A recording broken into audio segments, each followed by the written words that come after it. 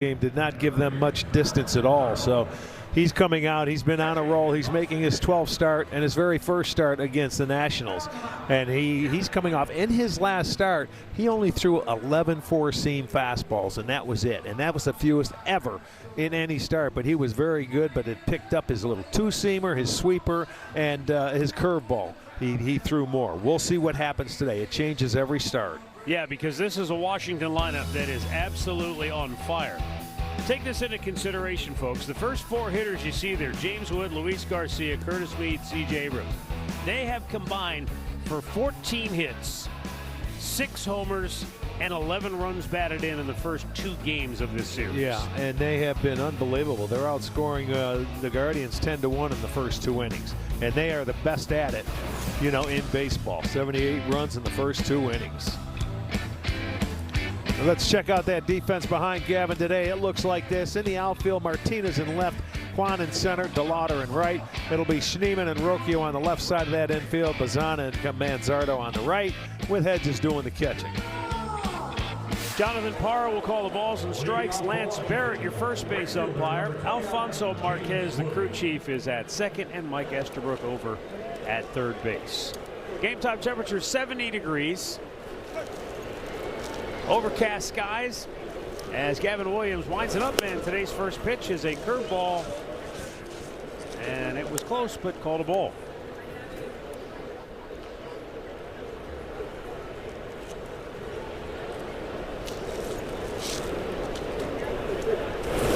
And a swing and a miss. That cutter he throws, so he hasn't seen a fastball yet. Remember in game 1, Bybee started him off with a curveball, strike 1. He ended up hitting that second one he saw later in the count out of the ballpark. Down in the dirt, 2-1.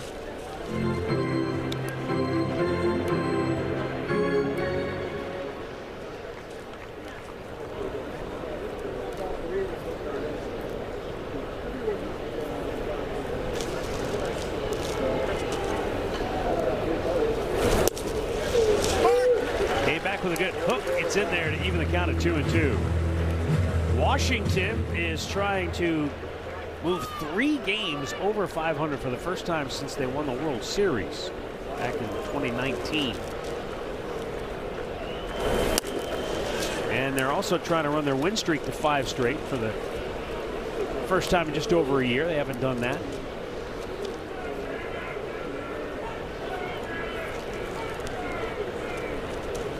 Here is the payoff pitch. And that's ball 4.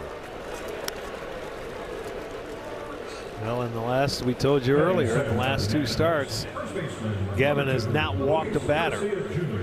But he walks the leadoff man here. Toyota Keys keep the big rig rolling. And the Guardians try to break a horrific offensive slump. Now Luis Garcia. And a fastball strike.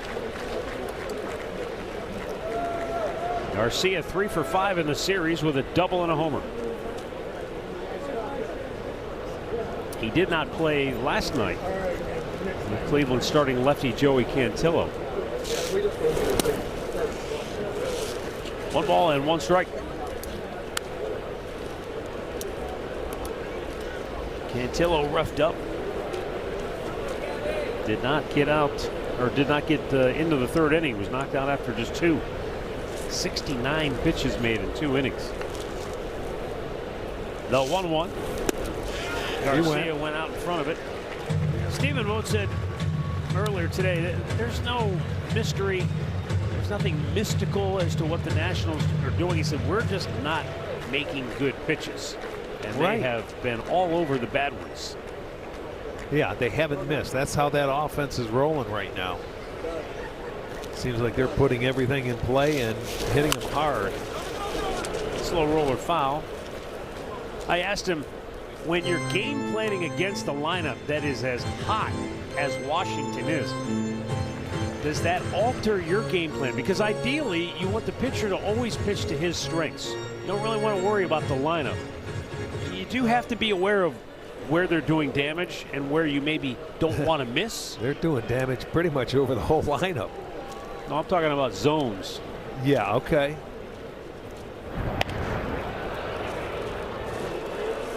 But I mean, Gavin's stuff, you know, he doesn't have to worry about being too fine. His stuff is that good. But as we have seen in the first 2 games, if you make mistakes in these zones to where these hitters are hot, they are, as you said, not missing. Now the 1-2. Swing and a miss. He struck him out. 1 down.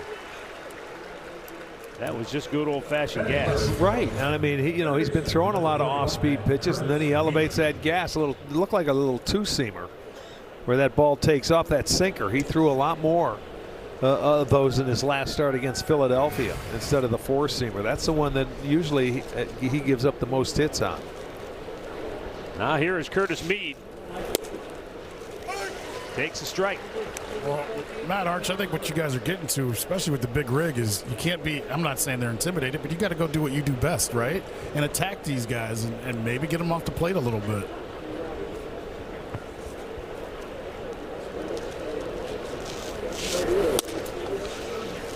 Missed high, 1 ball, 1 strike.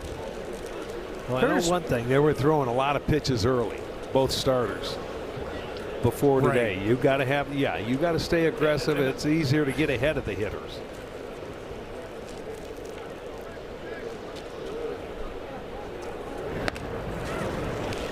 James Wood just falls back. He doesn't even have to take a step. He's just long legs and long arms.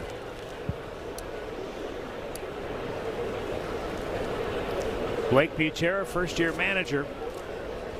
Surprising a lot of people around baseball with how well Washington has played. Fouled right back. Oh, he sounded like he broke something. It sounds like when we were playing in our backyard as kids. Didn't Run! I didn't do it.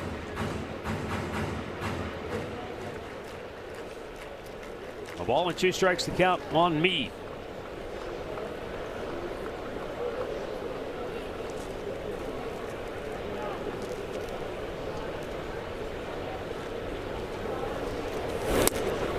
Blake Buchera is in his first year as manager in Washington, and he has used players like Curtis Mead as an example of who they are. He said, look, we've got some guys that are cast-offs, guys that other teams didn't want. White Sox didn't want Curtis Mead. They DFA'd him at the end of spring training. Nationals said, we'll take him. Yeah. And we have galvanized these guys as, hey, they've got a lot of first-round picks, don't get me wrong. They have built this roster, and they've done it the smart way.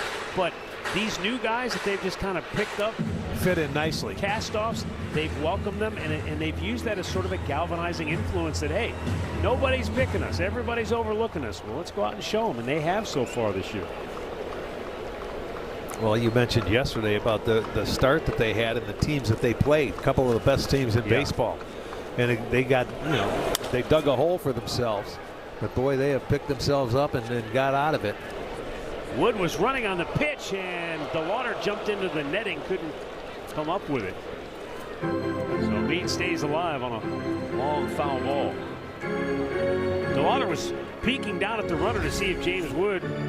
Here comes the cop. He runs into right in front of him. So, that may have, bothered him a little bit because you try to get over there as quickly as you could, and he was running himself right into the baseball.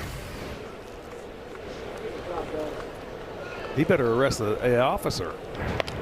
Got to lead a long hand. Interference. Long hand of the law. You got to lead him alone, Arch. No. He's on his turf today. It's a 3-2 count. Wood may be running anyway, but Gavin has exhausted his 2 throws over. Yeah, they usually start figuring they'll put it in play. You get him to strike him out, throw him out. Here's the throw. Hedges' throw is a little short hopper in front of the bag, so a steal for Wood. That gives him 10 on the year. Yeah, he's 10 out of 11. It was very close to Mead interfering with Hedges as he swung and kind of followed through. But he stayed right in the box. He's entitled to staying in the box. As that back foot sort of came out of the box, it was close.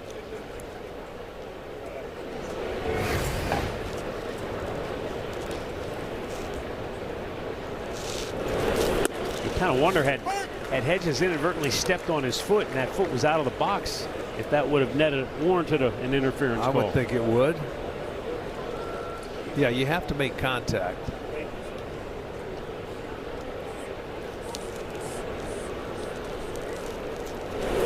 C.J. Abrams, not the guy you want to see up with runners in scoring position if you're Cleveland. He's batting .379 to lead the Nats in that category. Gavin has him down on the count 0-2.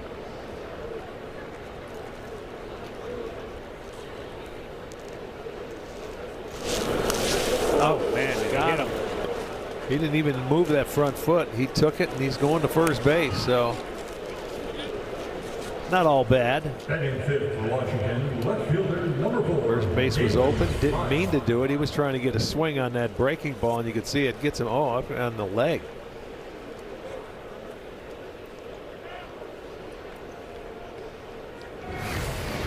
So 2 on and 2 out.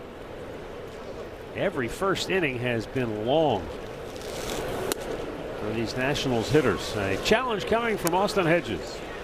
Catcher challenge to call ball. ABS is powered by T-Mobile. Well, yesterday we had 4 challenges. Call is confirmed. The pitch is the ball. Cleveland has 1 challenge remaining. So the Guardians lose one of their 2 challenges.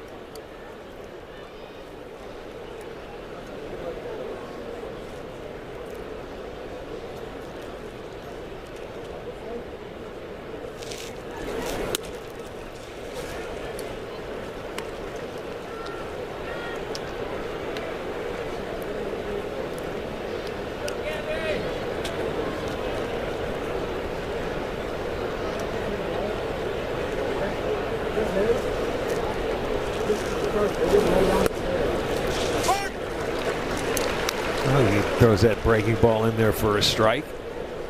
You remember that last start he made in Philadelphia? Boy, was he smooth, and he was throwing strikes. He had everything working.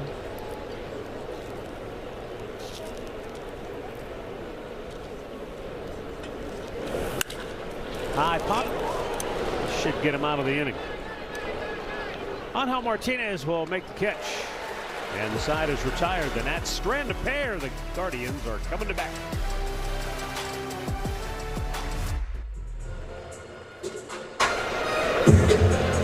No score, bottom of the first inning. Travis Pisano will lead it off for the Guardians.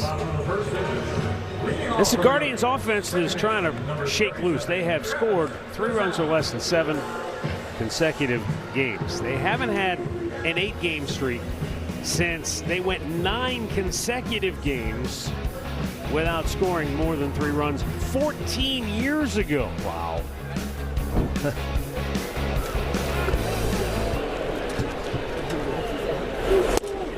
Travis Pisano takes a strike. 2 for 7 in the series. He has walked twice and doubled twice. Well, if this pitcher looks familiar, he opened Monday's game. DJ Poland came into that game.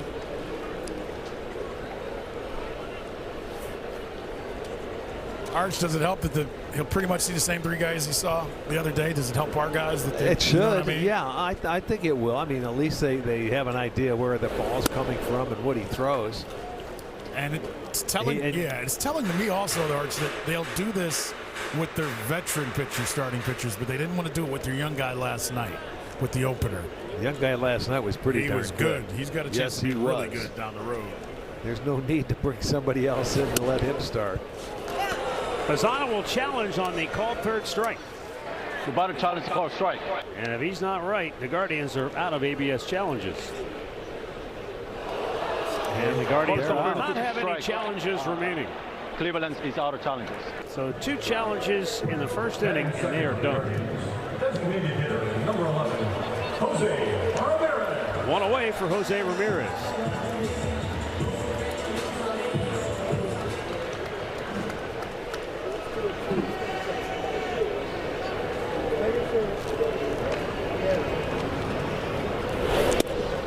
P.J. Poulin delivers a strike. He is opening for the 7th time this year, and as Rick said, 2nd time in 3 days in this series.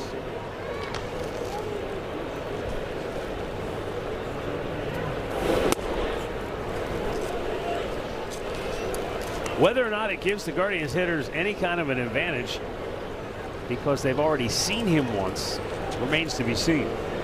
Right, he went a couple innings in Monday, gave up an earned run, but he's 3-0. He's got a 3.42 ERA. His job is to try and get through that first inning without allowing anything and see what happens after that.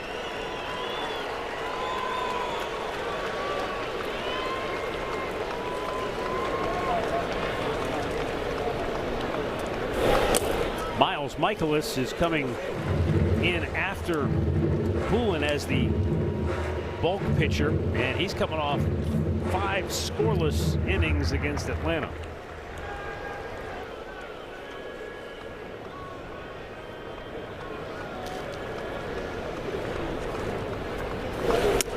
Up high, ball 4. So Jose walks again. That's 38 walks for Ramirez. He came in 6th in the American League in walks. And since he moved into that second spot in the order, he's now sporting a 368 on base percentage. Yeah, I mean, and Jose's been struggling a little bit, but they are still careful to him. They're not going to. I think he's going to bode well if he takes his walks, because eventually it'll lock him in.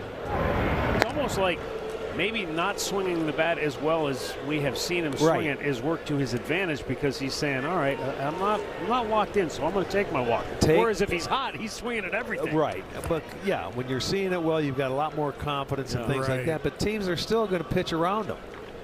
And it bothers him when you're not scoring, because he takes it. Picked him off. Yeah, he goes out and sometimes tries to do too much, and you'll see right here he gets picked. He comes over again.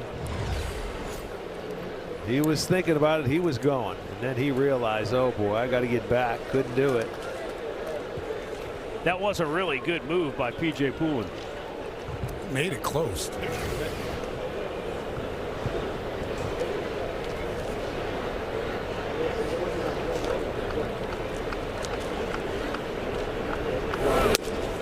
Chase DeLauder looks at a strike.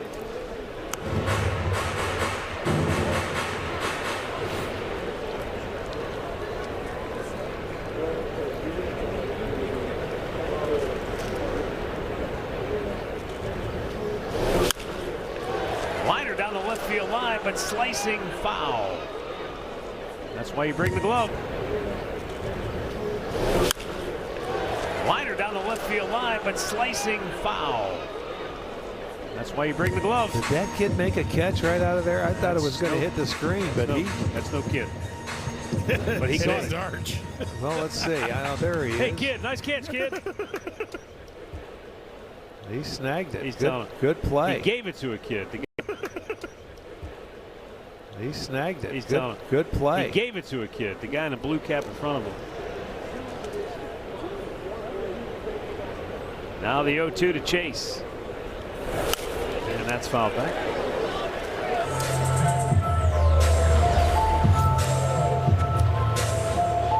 Red shirt. Oh, he missed it. He whiffed it. And then on the ensuing scramble. Pick it up. The Arch. Oh, come on, blue hat. Blue. Brought his glove and everything. Guardians go in the first, and we are scoreless after 1. Presented by Progressive. Those scores second inning. Jose Tena will lead it off for Washington.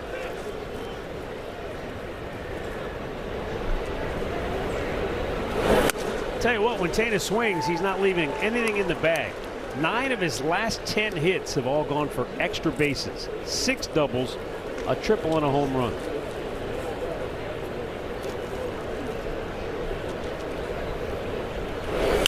He figures if I'm only going to get a few shots at this, I may as well swing hard in case you hit it. 1 down. That'll bring up Yorby Bibas. Number 84, Yorby Bibas. Here's another guy. You know, Yorby Bibas, he was with the Yankees. They didn't have room for him at the end, so Washington made a deal on March 22nd. So think about that, Arch. They picked up late. Bebas on March 22nd, and then 5 days later they picked up Curtis Mead from the White Sox. Right before the season starts. We always talk about at the end of spring training, you know, for guys who are on the bubble, you don't know if they're going to make the roster. That's why you go to spring training and try to do the best you can, because you're auditioning for everybody else. Yes, you can. I mean, everybody's in the same problem where you've got to cut down your roster and you got to get it in play, but there's some pieces out there that may be able to be had. Yeah, not everybody has options remaining, and so right. There's a lot of different comings and goings. Yeah. Bebas takes the ball in the dirt. For his part, he has reached base safely in 19 of the 22 games that he has started for Washington.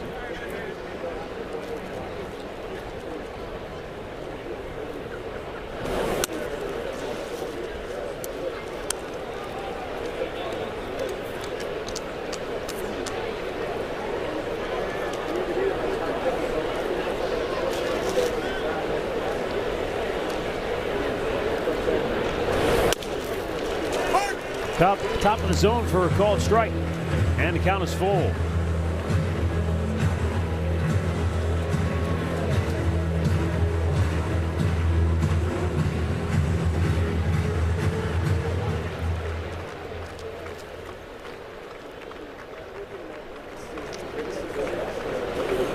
In the dirt, ball 4.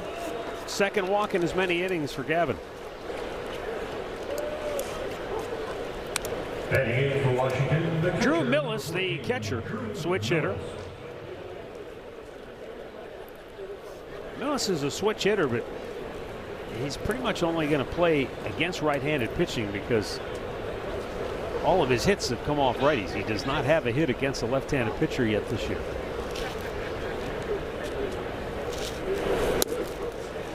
And he takes a curveball down and in. Well, Arch, a disturbing trend, at least in this series. Tanner Bybee made 25 pitches in the first inning of his start. Cantillo last night, 29 first inning pitches. And Gavin Williams, 25 first inning pitches here today. That's a broken bat single into right field. And the speedy Bebas goes all the way to third. Yeah, that's a rarity. When you start out with that many pitches. Those guys normally throw a lot of strikes. And now after getting the first out, he had a walk and now a base hit. So they've got something rolling at the bottom part of the lineup here in the second inning. But this team is the best at scoring runs in the first 2 innings. They had 78 on the year. I mean, so that's the best in baseball. And that's the difference. You were behind early. You know, when you're behind early, the first night it was 6-0 after 2, and they had 4 yesterday in the second. So it's just a little safety squeeze. Jacob Young had squared around to try to put it down, and you could see the runner at third, Bebas, coming down the line, waiting to see if he could get the bunt down. Aggressive guys. We said it from the game one. They will do anything to get a run in there to get things started. It's the right thing to do because the first baseman's got to hold the runner there. So I mean, he may. Oh, you got a chance. You got that double play ball. Beautiful. No score midway through the second.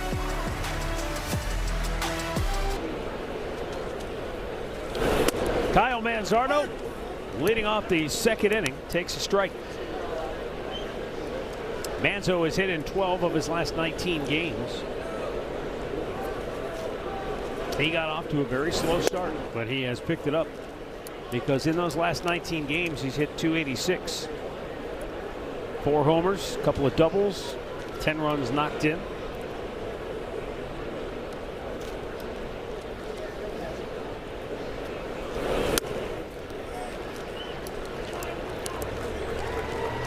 Mentioned before in the series on the last road trip, Manzardo was limited to just 10 at-bats, but we should see more ABs with more right-handed pitching on the horizon.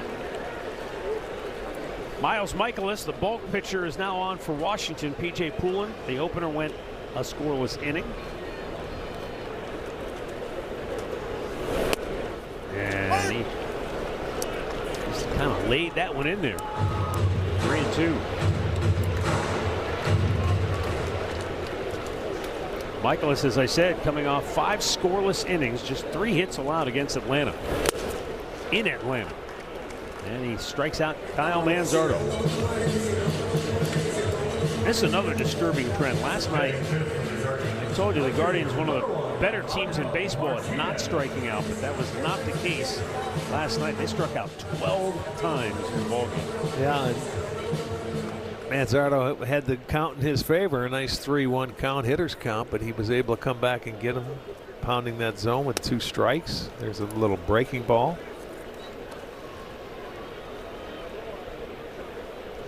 He's got the 4-seam fastball, sinker, slider, curveball, change.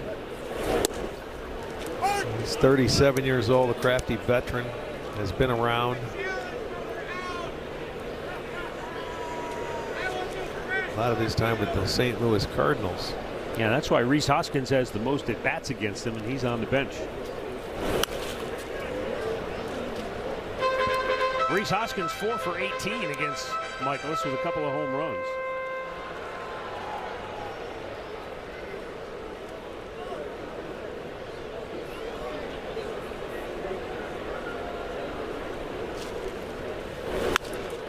Yanked foul.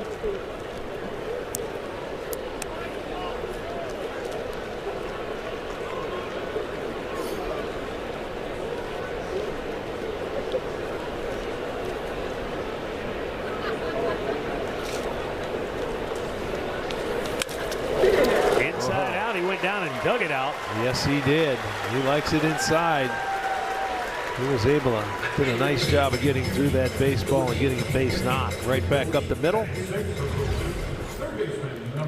Look at down. Boy, he loves it. He just drops the head of the bat. Look at his head's down in there and just strokes it into center field. First hit for the Guardians today.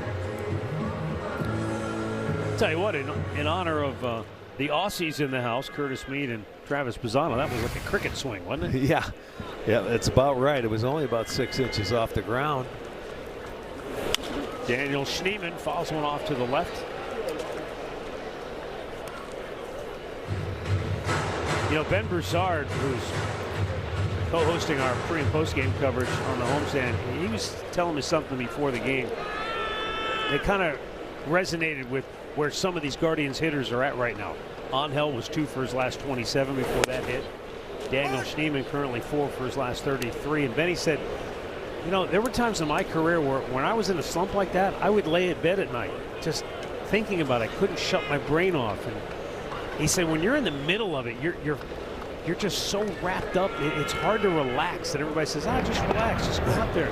All I'm thinking of is, if I don't get a hit tomorrow, they're going to send me down. I mean, so many young players are just in survival mode, Rick, and I'm sure you were there once early in your career as well.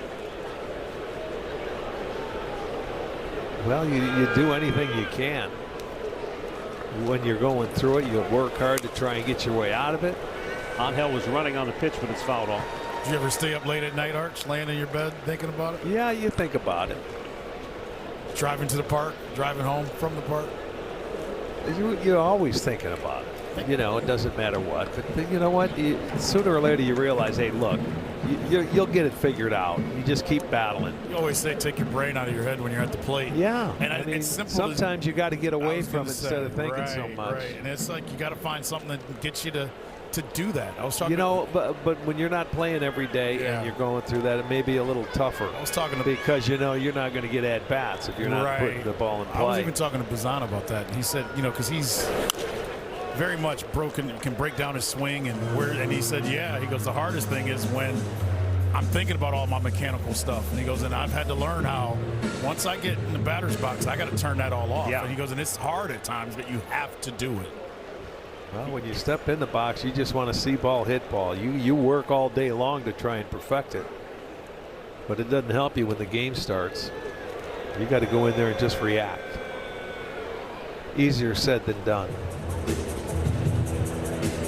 No balls, 2 strikes for Daniel Schneemann. 1 on, 1 out, second inning. And Matt, you've kind of touched on this, and when everybody's struggling, then you start getting guys trying to do it all themselves, which can hurt you. Well, that's what they do when you get runners in scoring position. They get the lead runner. on the force at second. 2 down.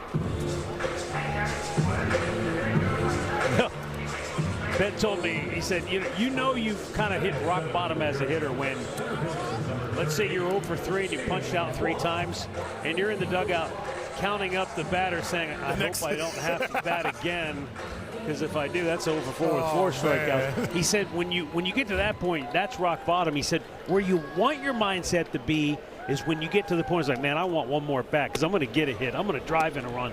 It is, you players all play inside your own heads.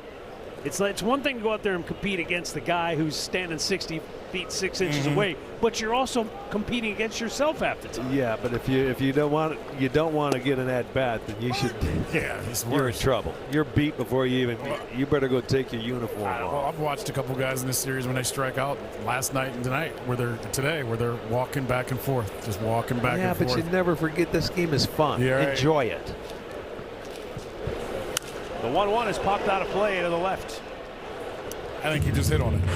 Remember, it's a game and just enjoy it as much as all this talk we're having. You're right. There's nothing wrong. You just got to relax. If you can play relax, if you play tense, then you're in trouble. But that's how the year goes, man. 162 games. When you're out there, if you're going to be up there all year long, you're going to go through a lot of changes. I can't remember what hitter I just heard say this. It was on Instagram, Matt, and the guy said, I had to tell myself, if I get 600 at bats, I'm probably going to fail 425 times if I have a decent season. And I go, wow, you do have to realize you're going to fail 400 times. Hard hit ball right field. Steeman hits the bag. He's headed for third. Woods throws way offline. And the Guardians have runners at the corners with 2 down in the second, as Steeman Kwan picks up his second hit in the series.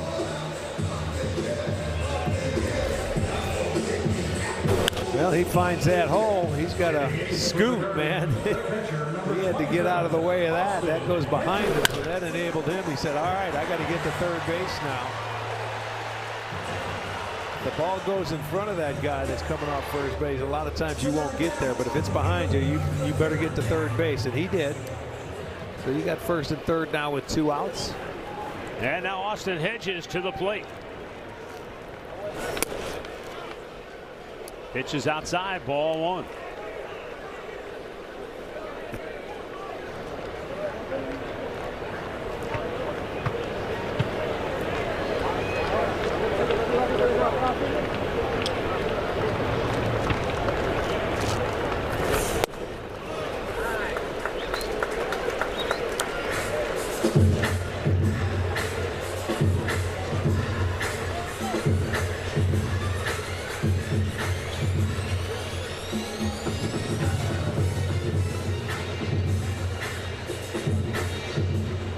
Michaelis, they're making him work. This will be his 24th pitch of the inning.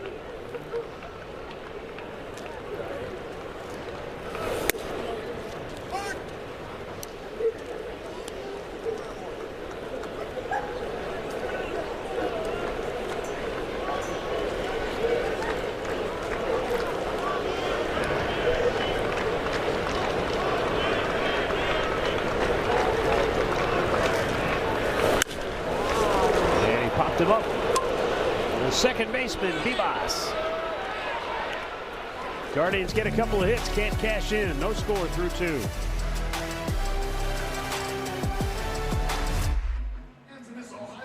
Guardians.com.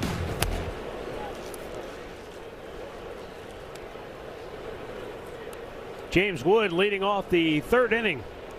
He walked and stole a base, but was stranded at second.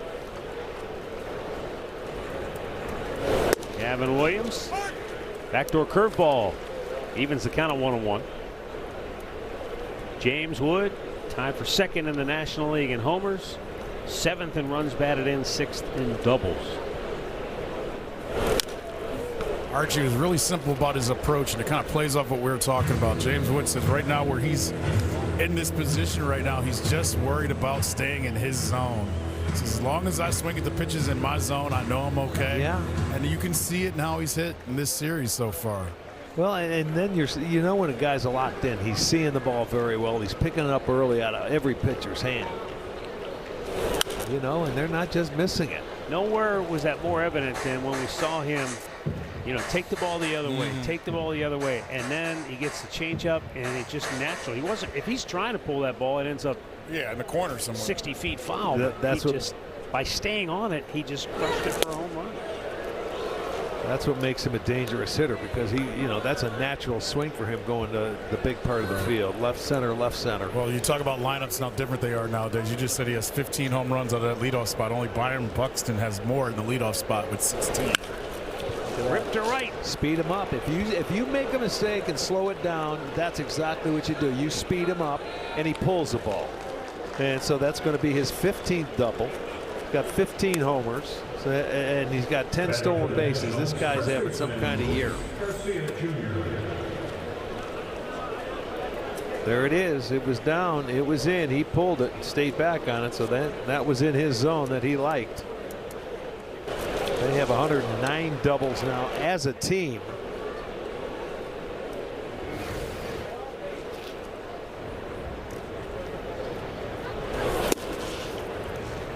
Tell you what, not only is 40-40 not out of the question, the only thing that's going to keep him from getting 40 stolen bases to go along with that is the fact that he hits doubles and homers. Exactly.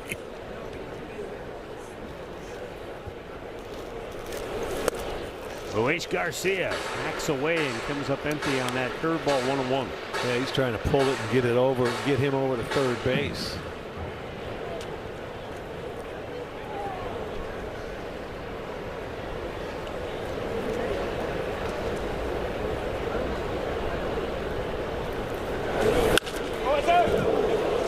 Tell you what, nice job. Third base coach Victor Estevez just did get out of the way.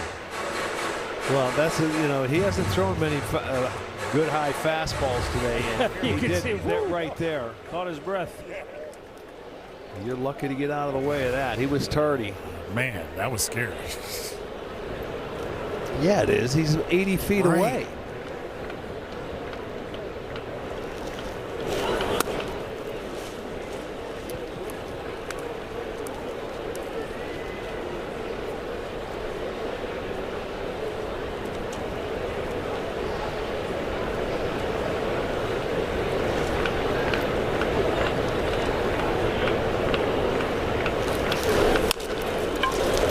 He gets his job done. He sure does. Got him to third. One out for Curtis Mead. And for the Nationals, third baseman Curtis Mead. Tell you what, I don't think it'll be long.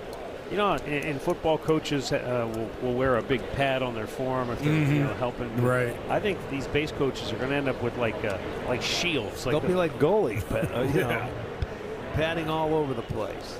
I would like that if I was coaching out there. You're too close to the action. I can tell you, though, you're starting to see some of these base coaches get a little bit away from those boxes now. I know the rule's in place, but... Well, yeah, but they can't go past the bag, but they can get back closer to the dugouts. Yeah, they're starting to go past the bag, though, because I don't think umpires want to... Back out of play? You know, like, I think umpires understand it. Nobody wants to make these guys be in harm's way. Well, they know what it's like. Right. They're standing close enough where they are. They know. As long as the other team isn't complaining about what the base coach is doing, I don't think, you see what I'm saying? I don't think there's going to be a problem.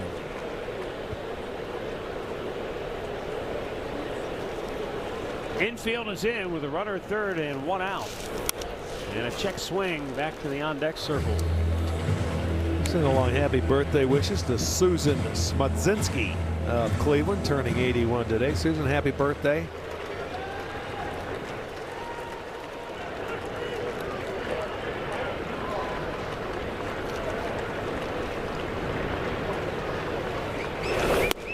Struck him out. 2 down. Good high fastball. Yeah, that's exactly what he needed. Got him on the punch out. Second time he was able to get Mead on a strikeout and elevated the 98-mile-an-hour hitter. You cannot forget to use that pitch. You know, they're sitting slow and they're looking for it. That 98 will be by him in a heartbeat. C.J. Abrams was hit by a pitch in the first inning with a runner in scoring position.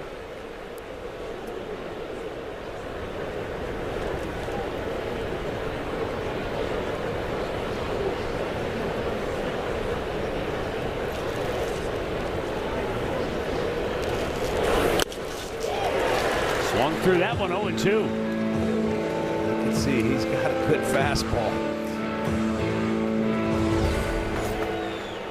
He threw a couple by him in that first at bat before he went down and hit him in the leg.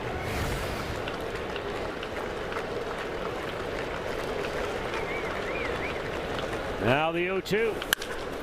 Rocked to right field, and the Nationals take the lead.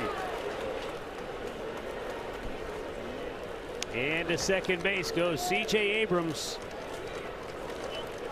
Well, he said good RBI man. That's one with 2 outs. That's 108 miles an hour off the bat. And watch, he goes up there to get one, but that one stayed middle of the plate. And he just threw him one pitch before that where he got it by him. He didn't get this one by him, and he hits it hard down the right field line. So they will take a 1-0 lead with Abrams. 47th run batted in on the 47th year. He was second behind Pages of the Dodgers entering play today. Yeah, Pages had a good night last night. And he's got 49 to lead the senior circuit. Every Dodgers hitter had a good night last night, Arch. Yeah, that's true. Betts at 2 home runs. They can do that to you. C.J. Abrams, 379 batting average with runners in scoring position, and he shows you why he has become one of the best run-producing hitters in the National League. Really in all of baseball, for that matter. 1-1 count for Dalen Lyle, and he chases one down and in, fly to left. His first time up. That's a dozen runs batted in. There's the big For slow the hook. Washington 1 through 4 hitters in the series.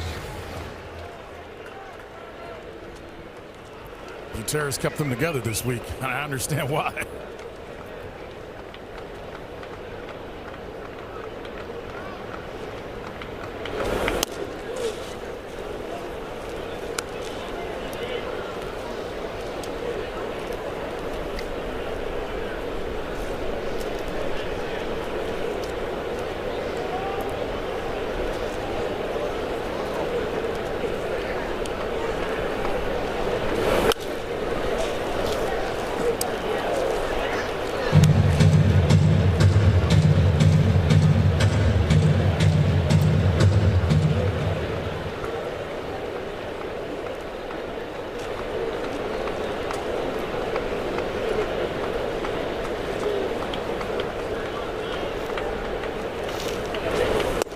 Got him looking.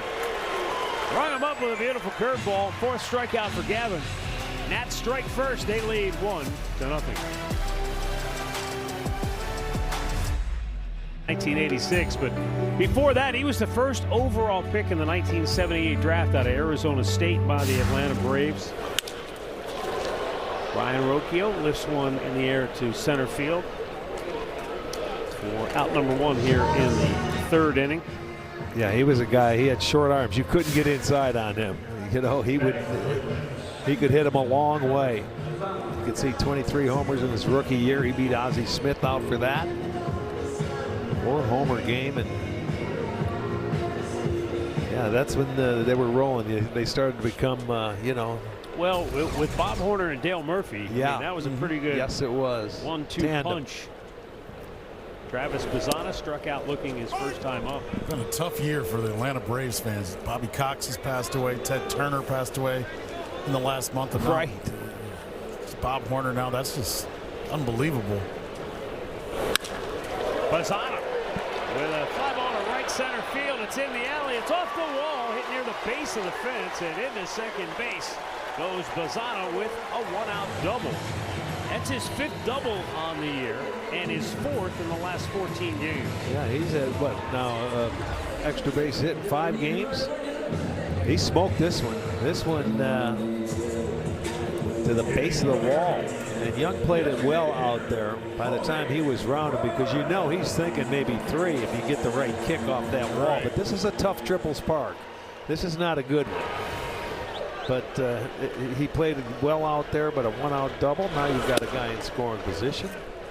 Jose Ramirez drew a walk his first time up and takes a pitch down low for ball 1. You talked about Jose not trying to do too much. RBI situation. He's been frustrated since he got picked off. Can he stay patient right now, Arch? We're going to find out. Yes, we are. Liner caught. 2 down. Does that answer your question? Kind of. He's not going to be happy about it. He's never happy. It's true. That's true. It'll help if Chase DeLauder can pick him up. Chase hit the ball hard his first time up, but it was a line drive out to right field. I'd skip school to watch Chase as well. What are they going to teach you? Not how to hit.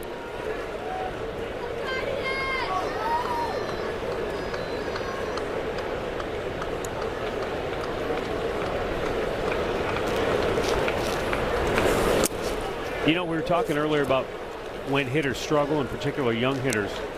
Chase DeLauder doesn't project outwardly the kind of intensity that Travis Bazzana projects. Right. But you know, yeah, Chase total DeLauder, opposite. He walks with a confidence and an inner swagger. And there's a fly ball to center, but that's a routine can of corn for Jacob Young, and the side is retired. Guardians cannot cash in again. They strand a runner in scoring position, and they trail it 1-0 through 3. And again, Bob Horner passing away last night.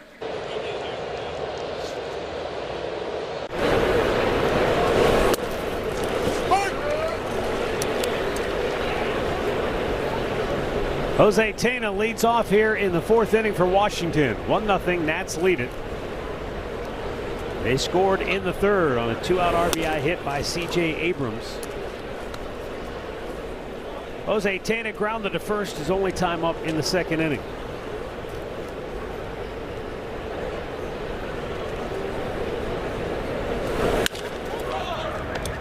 Manzardo will take it himself at first base, 1 away. Well, the Guards will take on the Red Sox Saturday at 4 o'clock. 15,000 fans will receive an Austin Hedges jersey, courtesy of Marathon. Plus, you can take advantage of the $2 Miller Lite pregame. Get your tickets at CLEGuardians.com.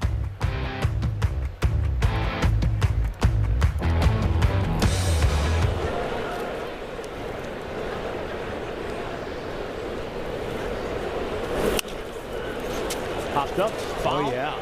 Schneemann. That's it. In front of the dugout, has it, 2 down. Feel like he needs a couple of those easy outs. And a word now from Cleveland Clinic. When you make complexities your specialties, you redefine what's possible. For every care in the world, Cleveland Clinic.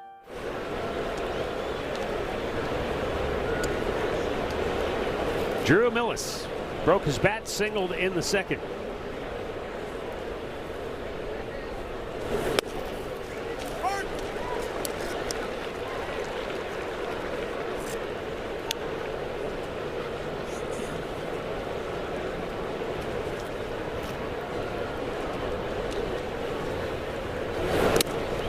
Checked on a ball down low.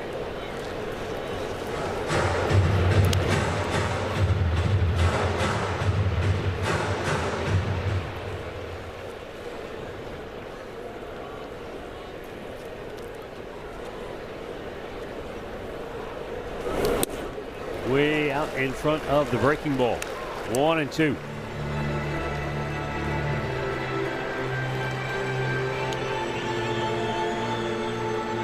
Gavin Williams trying to make it a 1-2-3 inning.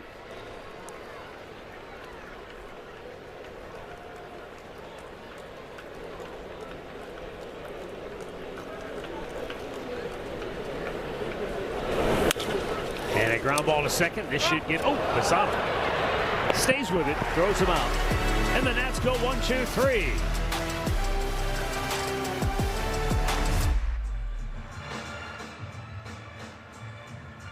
alcoholic.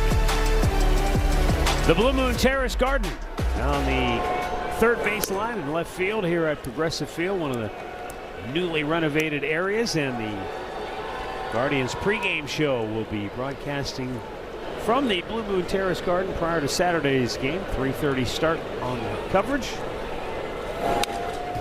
Kyle Manzardo leading off the bottom of the fourth. Cleveland down 1-0. They have 3 hits. They have left runners in scoring position in each of the last 2 innings.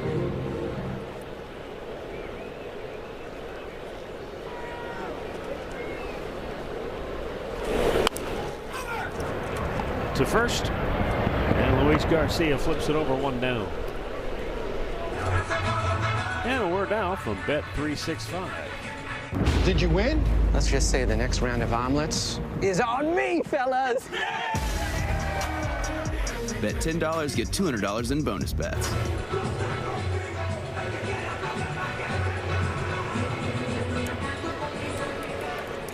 Angel Martinez, a single in the second.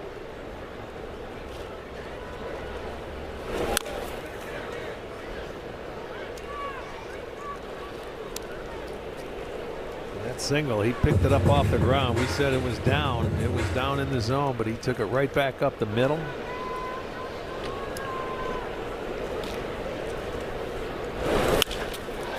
To left, Lyle. Hit that one well. 2 down. Now, I mentioned earlier the Guardians have gone 7 straight games scoring 3 runs or less. They haven't had an 8-game streak since they went 9 in a row scoring 3 runs or less. That was back in 2012. That took place between August 19th and August 28th. Oh, in boy. one of the worst months of baseball I've ever witnessed. Okay, now that you, I could see you building up. I remember that month. It wasn't ago. What did we win? 5 games that month? 5 and 24, but who's counting? They scored 11 runs in that 9-game stretch, and they lost 15 out of 16 to end that month. But I wanted to bring this up because that was not exactly a team void of talent. Jason Kipnis had 76 runs batted in and stole 31 bases. As Drupal Cabrera hit 270. Shin-Soo Choo batted 283. Carlos Santana had 18 homers and knocked in 76. And Michael Brantley hit 288. So even a team with talented players, they were young, but they were still talented. They went through it. Yeah.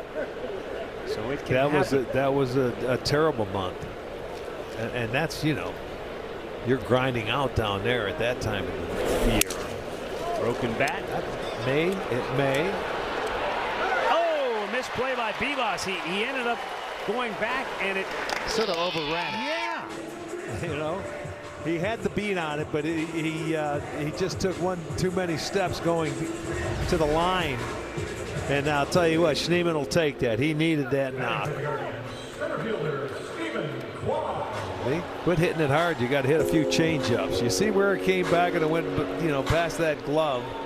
It was behind him. So there's a 2-out single. Stephen Kwan, a 2-out single, his last time up.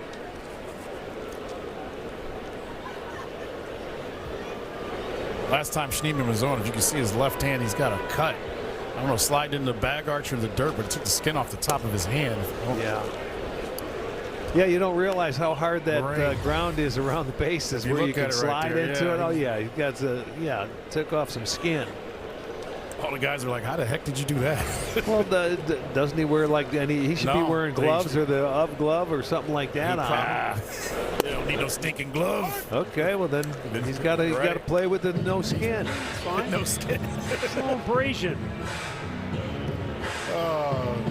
Put some Bactine on it. You wouldn't be able to hold your microphone if you had one of those. I could hold it with everything, Arch. I hold on tight to my mic.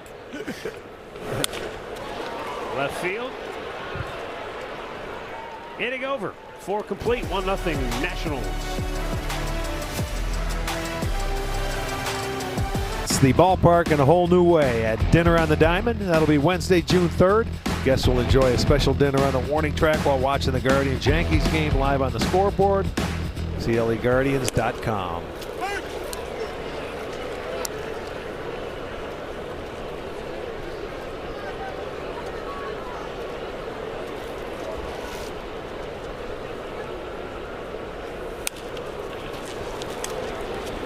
Fly ball to right field. Chase DeLauder makes the catch.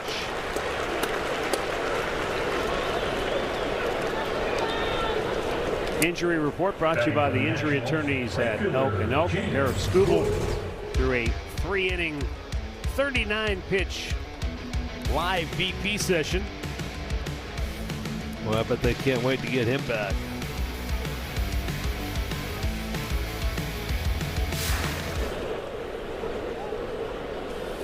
Well, Gavin's settled down a little bit. He's gone 7 straight where he's gone at least 6 innings. And he's looking like he's in good shape to do what he can. Art, you say Detroit can't wait to get Skubal back. I agree, but if they continue being... Left field on Hill. Has to go back in a hurry. Onto the track. Leaps, makes the catch. He slammed into the wall and held on for out number 2. A great jump and great concentration at the end of that play. He is playing some very solid outfield. I don't care where you put him. He gets good reads from now in left field, right field. Very comfortable, hard work, and he's played some center field as well. That's a progressive defensive play of the game. And a nice one. That took an extra base hit away from Wood. He doesn't need it. 2 down, Garcia. Bouncer to Manzardo. And efficient. 1, 2, 3, 5th inning. 7 straight set down by the Big Rig. On 1-0. Austin Hedges 0 for 1, the batter. And Miles Michaelis delivers a first pitch strike. Michaelis came on in the second after the opener P.J. Poulin worked the scoreless first inning. Michaelis has given up hits in every inning. 2 in the second, a double in the third, and a 2-out single in the fourth. Guardians have not been able to crack the scoreboard.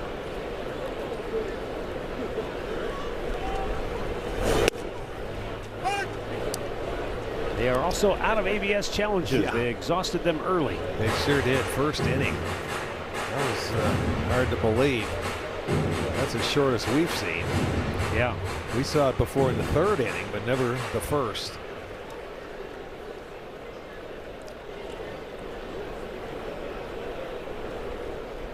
Michaelis the wide and the 1-2. And Hedges lays off.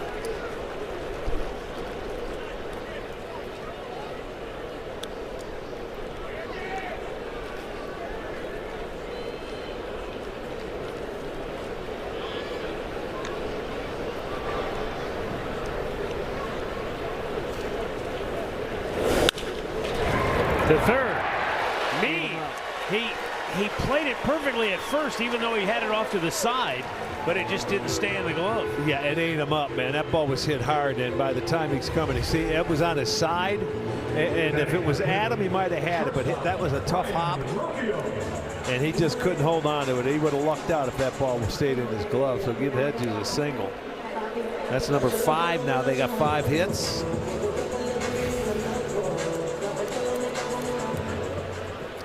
I think they ruled that an error. Well, I'll tell you what. Check that hop again and see how hard it was hit.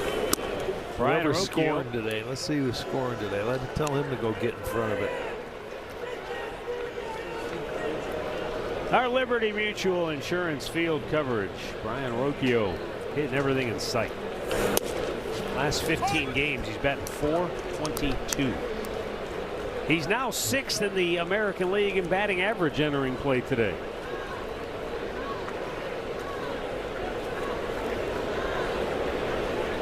Made it out on the first pitch he saw in the 3rd inning. And he crossed him up there. Now Rocchio's in the hole, 1-2. This is where Rocchio has made great strides this year, though, when he gets to 2 strikes. Yeah, it's not easy to hit with 2 strikes. It's tough for a lot of hitters, but he has really turned it around this year, and he's changed his approach. He widens out the stance.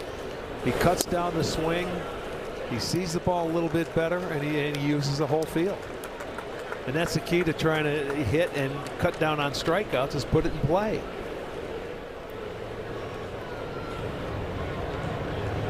You can see that widened out stance. Popped it up here. Third base, Meade. 1 down. And back to the top of the order we go. Travis Bazzana. He plugged the gap in right center with a double in the third. Second baseman, Travis Bazzana.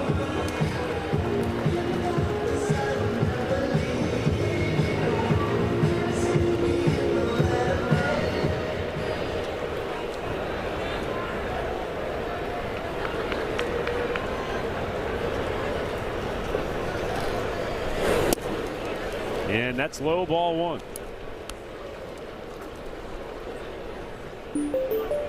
Left-hander up and throwing in the Washington bullpen. As Michaelis just over 50 pitches in the game.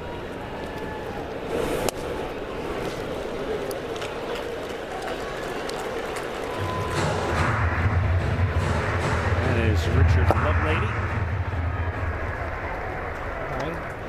Here you have a hitter's count.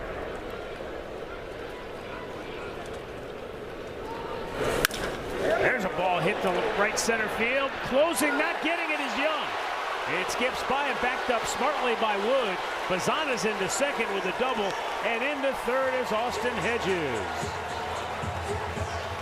Second double of the game for Bazzana. He had a 2-0 count and he let it rip and hit a liner, and that looked like it was a sinking line drive as Young goes over, made an effort, a good effort.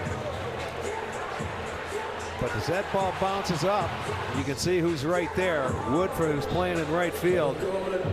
So he hustled over there, and now you have second and third. You got Jose up and an opportunity to tie the game and even give him the lead. Bazzana earned every bit of that double because Jacob Young is one of the best defensive center fielders in the game, and the metrics back it up. He can go get him.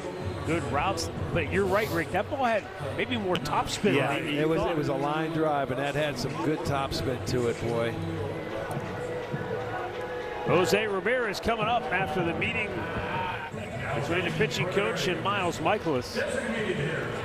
Jose walked in the first, then was picked off, and then in the third hit it hard, a line drive out to the second baseman. Got runners at second and third, and the Guardians down a run. Outside, ball 1.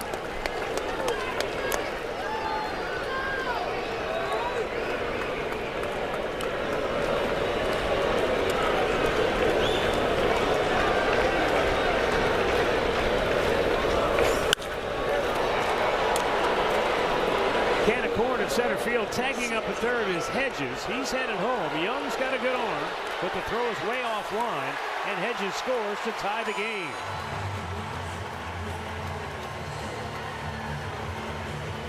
So give Jose his 27th run batted in on the season and his second sacrifice fly in as many games. He tried to stay behind it. He still gets it up a little higher on his head where he wants to stay behind it and get as much on it as he can. But did not work. Jose gets the job done. And here comes Hedges. That's all out, baby. That's your catcher running as hard as you can to score that run. So we have a new ball game. And Michaelis is done. We've got a timeout for a pitching change. Blake Butera wants the left-hander to face Chase DeLauder, and we'll be right back.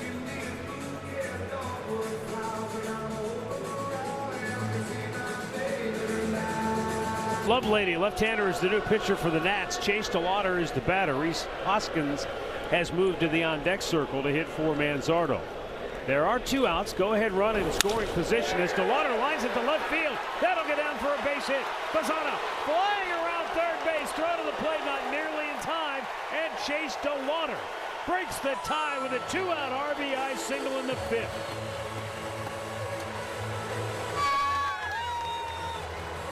Wasted no time, boy. Took that hitter and went away with it to left field. Good job of hitting. And that was a little slider. He stayed back on. Interesting. He had Rhys Hoskins on deck to bat for Manzardo, but now that Cleveland has taken the lead, he opts to stay with Manzardo to face the left-hander Lovelady. Time had been called, no pitch. Pitch clock violation on the pitcher Lovelady. It's ball one for Manzardo.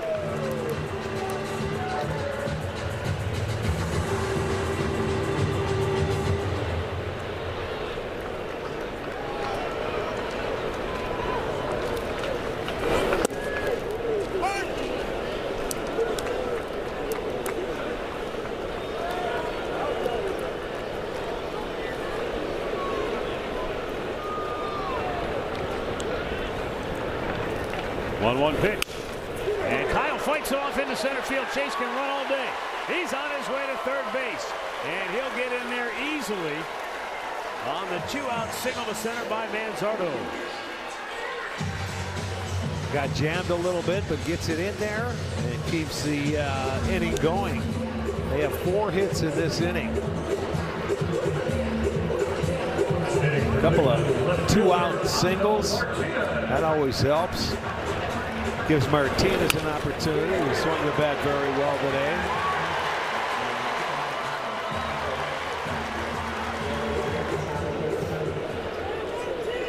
Keep it rolling. Monhel bats right-handed for the first time, and he lines one into center field, and that'll get down. DeLauder will score. Manzardo stopping at second base, and the Guardians have ripped off 3 consecutive 2-out hits off Richard Lovelady. And that's the thing. That's like what Washington's been doing. They get up there, they've been aggressive, and you can see them getting after it early. DeLauder did the same thing. Martinez, first pitch, let's go. You like it, you get after it, you find some holes.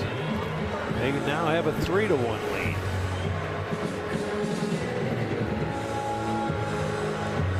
Daniel Schneemann, 1 for 2, singled his last time up.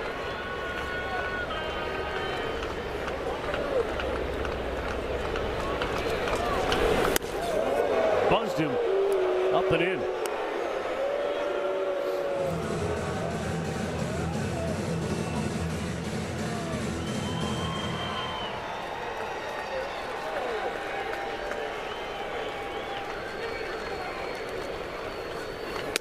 Schneemann doesn't get a ton of at-bats against left-handed pitching, but he's held his own. He's 10 for 33 against southpaws, good for a .303 batting average. He got started off on the right year early in this season where he was taking him to left center field. And has just maintained it. It hasn't bothered him. Right-hander getting hot for Washington in the pen. Stephen Kwan waits on deck. 3-0 count for Schneemann. And that's ball 4. The bases are loaded. 4 straight have reached with 2 outs for the Guardians. The sac fly by Jose Ramirez tied it. And RBI hits from Chase, DeLauder, and Angel Martinez have put Cleveland ahead.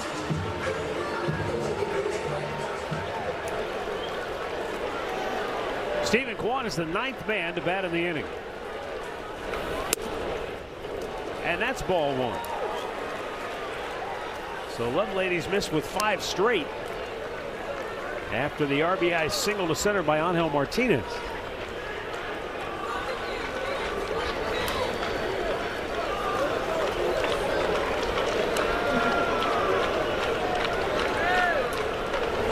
Guardians try to crack that 3-run mark. That's been their ceiling over the last week. Oh, for another hit right here.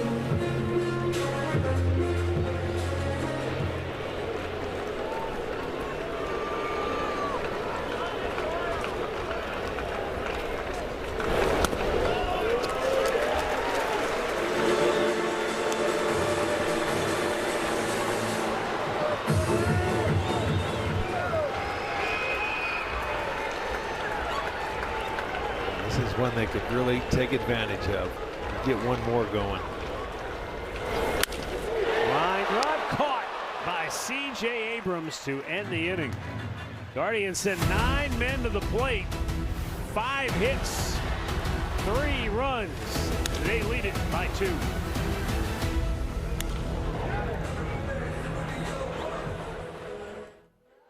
Sixth inning. Facing Curtis Mead, who is 0 for 2. Has struck him out twice on the afternoon.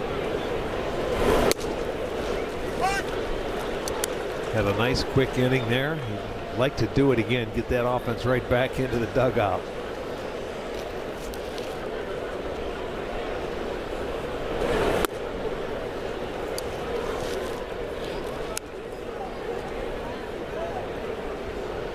Mead has gone down a couple times today via the strikeout.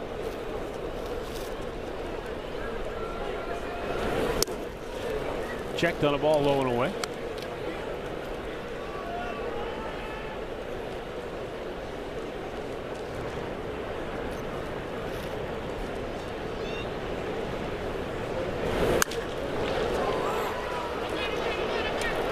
Angel Martinez calls for it and makes the catch. 1 down. Well, on Monday, we had our first no-hitter of the season.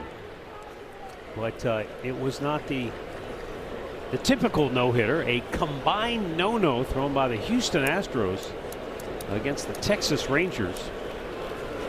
Tatsuya Imai, he started and went 6 no-hit innings. As this fly ball goes to center field for out number 2.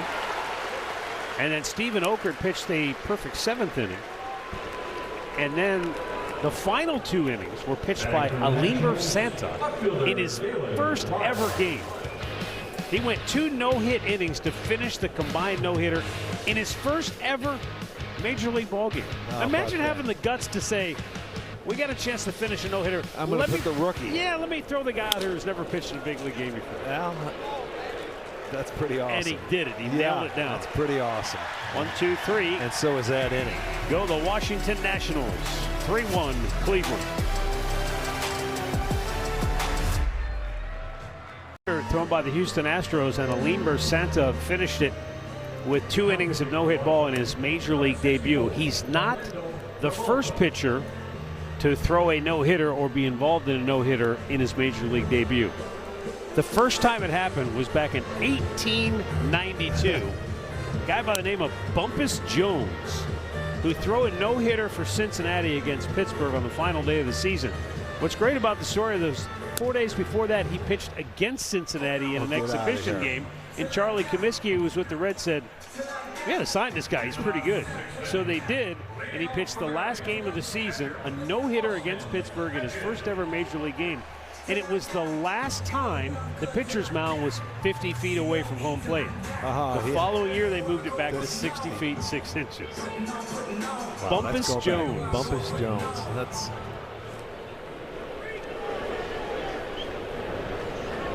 That's a long time since the last one like that, huh? And that's not the end of the story, though. This is what I always tell you and why I love baseball. So Bumpus Jones, fast forward 8 years, in 1900, he pitched on opening day for Cleveland and was the winning pitcher for the Cleveland Lakeshores of the newly formed American League. The following year is when Van Johnson said, we are now Major League. So 1901 is the formation of the American League when they went to war against the National League. But in 1900, they renamed the Western League the American League, and Bumpus Jones was Cleveland's opening day starter and got the win. What was their name? The Cleveland Lakeshores. Lakeshores, because really, really creative back then, weren't they? They were. Let's see. There's a lake. Well, they held they let all the fans vote on what they wanted to do for their name.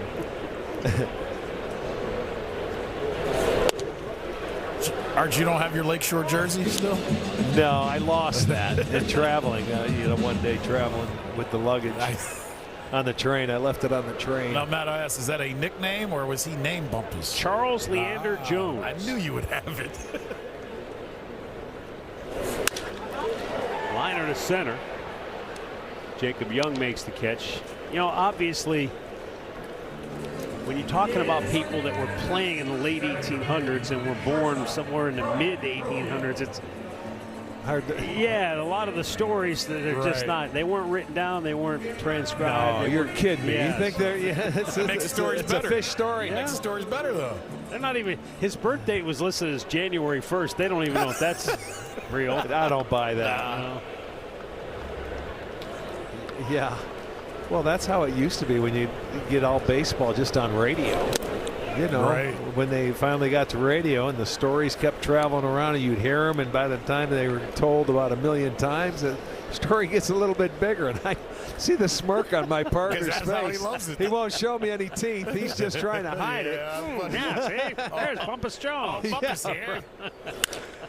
Rocchio wraps one to right field. Back goes James Wood. It's over his head and off the wall. For the second time today, a Guardians hitter has flirted with a home run, only to watch it bounce off that right field fence. Arch, I know Woods has long legs, but it seems like he's not running. But he is. Yeah, he covers some ground. And he knew it was going to hit that wall, so he played it nicely where it just ricocheted and came back to him. You know, that's just a true hop. Once you know you can't catch it, you turn around and let the ball come back to you. But it goes for a double for Rocchio, his 8th, and an opportunity now to get another run on the board. And I'd like to see that going back-to-back innings. I know it's no true answer to this, but it seems like they have a rhythm after those quick innings that Gavin Williams has had on the mound. You know what I mean? Absolutely. Yes, once you score a time, and he had a quick inning to get off that field before they came in. And they scored. They did it with the 4 guys reaching with after 2 outs, and he goes right back out and has another quick one. Get the offense in while it's hot. Orlando Revolta delivers, and it's in there for a strike.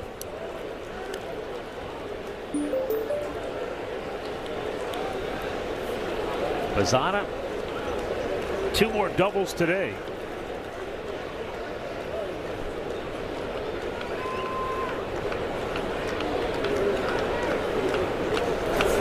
The 1-1 misses wide of the mark. You know, I heard a couple radio interviews, and I did one this morning, and everyone's asking, is this the leadoff hitter of the Cleveland Guardians' future? And I answered, I go, I don't know yet. He could hit anywhere in the top 3 spots and make it work, don't you guys think? Well, he's pretty hot right now from the leadoff spot. I don't think they're going to touch him. Why would you? They can do what they want, but so far this kid has done a good job of getting on base. You kind of have to throw out all of our old school conventional thinking. The way teams manipulate lineups on a regular, almost daily basis. As long as you say, as long as I'm in one of the top 9 spots. Yeah, I mean, that's what you look like. I mean, if they want to change, they could do whatever they want. But I'll tell you what, I like this kid in the leadoff spot. He's proven he likes it there too. He has the #1 thing that Rick Manning looks for: energy. He's got a lot of energy and a good eye at the plate, so he can walk. And no, I love him in the leadoff spot. Here is the 3-2 pitch.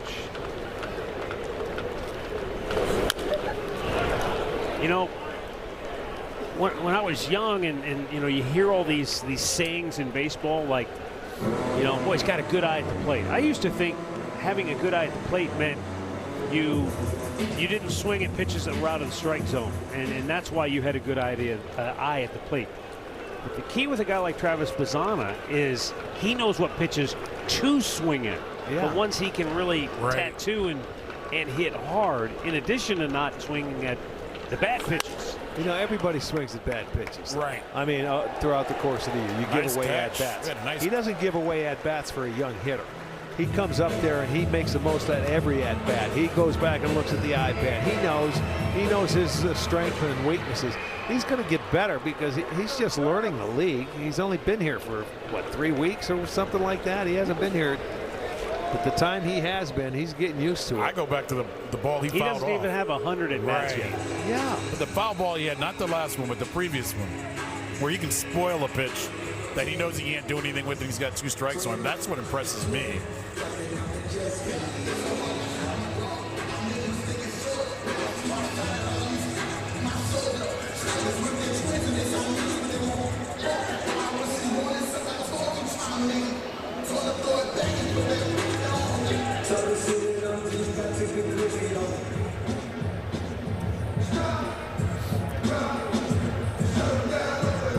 Rocchio with a one-out double.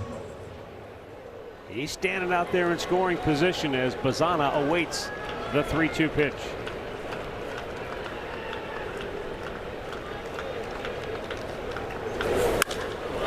High fly ball, deep right field. Wood is back. He's at the wall. He leaped up and made the catch. Rocchio will tag and head to third, and Bazana once again sends an outfielder all the way to the top of a wall. That's the second time we've seen him robbed of a homer. That's in Detroit it happened, right? Odell's mad because he said he didn't even jump. That's not fair. No, he didn't. Odell goes, he didn't jump. And he just... he didn't jump. That's a jump. I'd call that a jump. Odell's shaking his head. He's like, that ain't right. That's a hop, skip, and a jump. It's called a power forward.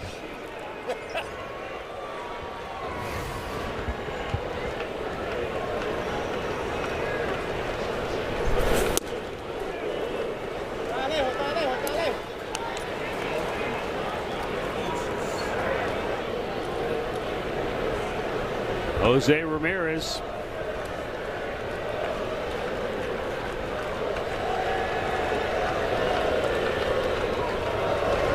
With Rocchio a third of the way down the line at third base.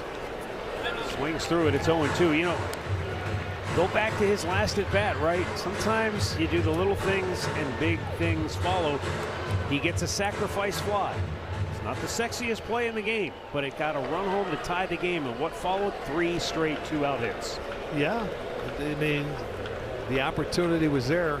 That's what he's been doing to get his RBIs. The last 3 or 4 RBIs, a couple of sacrifices, a ground ball out or something to get it in. He hasn't been getting the big hits when he needs them, but he's been getting the guys in at opportunities, and that's just a start. You got to build from that.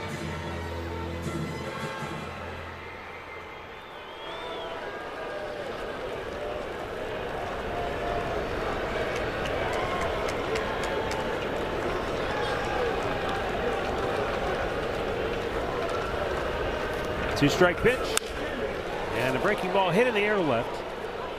Lyle will make the catch. 6 complete, 3-1 Cleveland. 3-1 Guardians on top, 7th inning. And Gavin Williams pitching with pinpoint efficiency over the last few innings.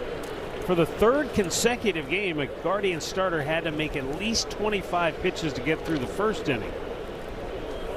But after that 3rd inning in which he made 24 pitches, he settled down nicely, didn't he? Yeah, he struck out Dalen Lyle looking to end that inning, and he has just locked it down. Yeah, well, he was so good in his last start. And he basically started off with a lot of off-speed pitches and stuff that first time through, but he's locked in. He's throwing his good fastball. He's been getting swings and misses. But the quick, I mean, efficiency. It's hard for guys to hit Gavin, you know, to have quick innings sometimes because they foul off a lot of his pitches. They can't center them, but they did in the last couple innings. But you can see he's 8 starts, at least 6 innings. He's the horse, man. He has now retired 10 in a row. 11 in a row, excuse me, 11 in a row retired by Gavin Williams. StatCast 3D powered by Google Cloud. Yeah, he's used that sinker. I told you his last start, he only threw 11 four-seamers. That was the least amount in any start he ever made. He stayed with that good sinker that he's been using now, too, that has a lot of movement.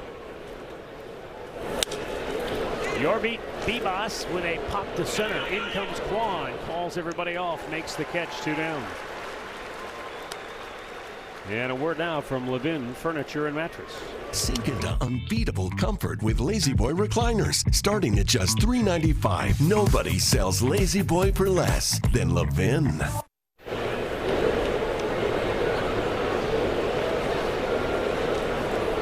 12 in a row set down by Gavin Williams, and Drew Millis is the batter for Washington.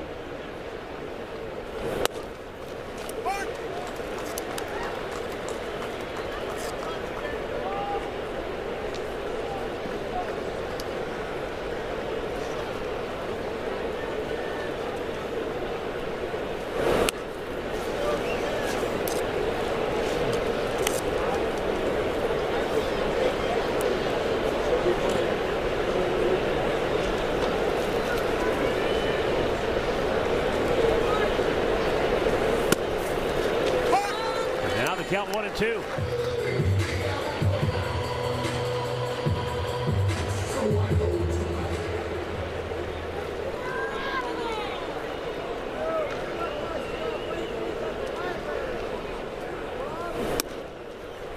Missed up and away.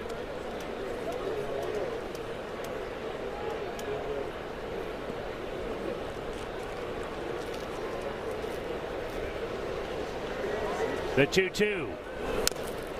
And Millis spoils a tough pitch. Yeah, barely stayed alive right there. He was lucky to reach that one.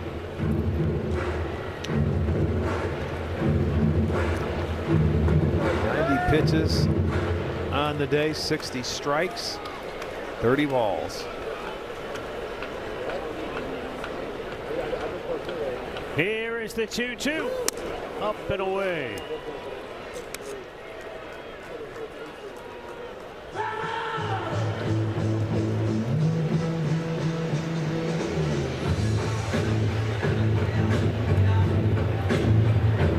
Just over 90 pitches. But a pretty dominating performance. The 3-2. And Millis spoils another tough one. When you consider what this Washington lineup had done in the first 2 games of the series, coupled with the fact that it's no fluke, they are the highest run scoring team in baseball. To hold them to 1 run on 3 hits in 6 2/3 innings. Impressive. Yes, it is. But in line with what he has done all year long. He's been Gavin Williams, absolutely. You look at Gavin, the only time he had issues, he had 2 starts. One against Kansas City and back-to-back, and one Minnesota, where he gave up 5 runs. Other than that, he's been lights out. The 3-2. Liner caught by Schneemann. 13 in a row. The big rig. The 18-wheeler is rolling in Cleveland. Washington lineup. 7 innings of work. 1 run allowed. 3 hits. Walked 2. Struck out 4. Retired the last 13 in a row that he faced. Yeah, he was. Oh, hey, there we go. How about that? His brother will be proud. Excuse me. His brother will be proud. He came to teach him to hit. He got that. Excuse me. Yeah, a little check swing it looked like. Like maybe a cutter, but it was upstairs, and that's all you have to do. The bat had enough on it where it kept it fair ball, and they were playing him over to pull, so you get your 2nd straight knock. Take that every day as a hitter. Kyle Manzardo 1 for 3 today.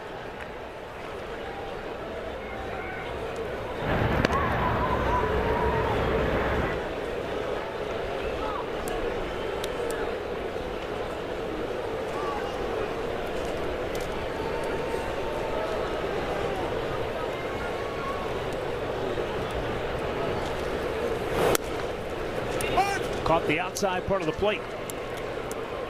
Clayton Beater is the new pitcher for Washington. Former 2nd-round pick of the Dodgers back in 2020. Out of Texas Tech. Back out of play. Beater came to the Nats from the Yankees last year at the trade deadline. Just came off the injured list a week ago. He's pitched 2 scoreless innings since coming off the injured list. Well, and he's due to give up a run.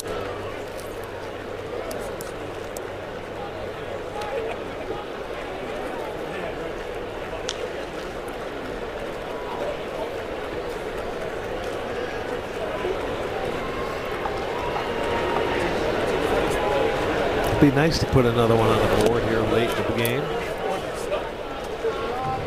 Yeah, it'd be nice to break that streak. Yeah, just so people don't talk about it. Yeah, exactly. You know, because when you're pitching right, and Right. They didn't do it the last 2 games, we were getting wins. So Yet normally you don't win when you score 3 runs. It's tough or to less. win a game. You know, you score 3 or less. You look at any team's statistics. It's tough to win games when you score 3 or less. The magic number is 4. So at least just put 4 on the board, and everybody will quiet down.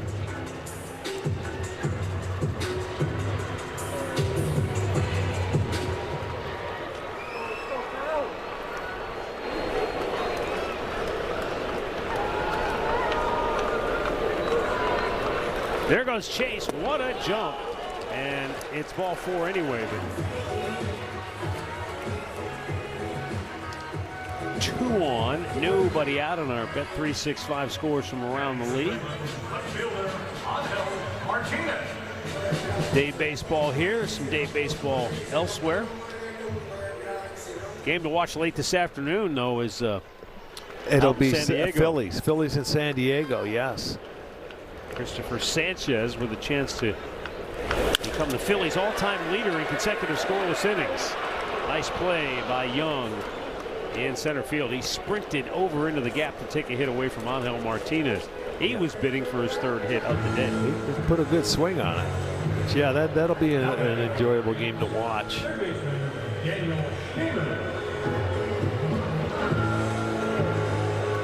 37 2/3 consecutive. What's Grover? 41. Grover Cleveland has the yeah. He's got. I think Phillies. if he gets 5 today, 5 innings, he's got it.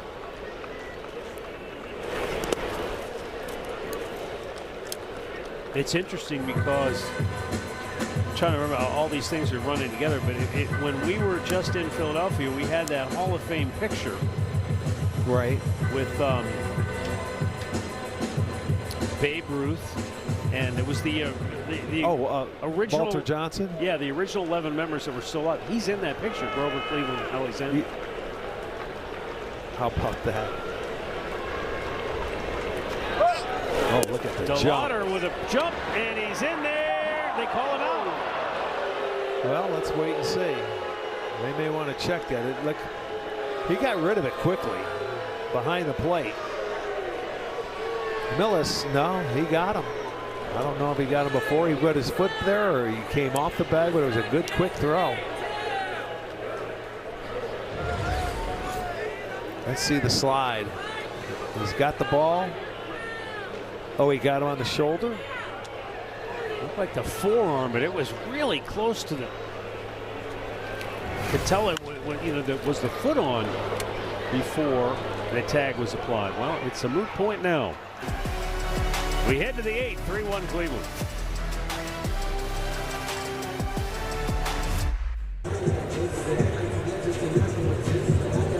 Tim Herron is coming on for the Guardians here in the 8th inning. Cleveland Clinic call to the bullpen made after Gavin Williams went 7 innings, 1 run on 3 hits, walked 2, struck out 4.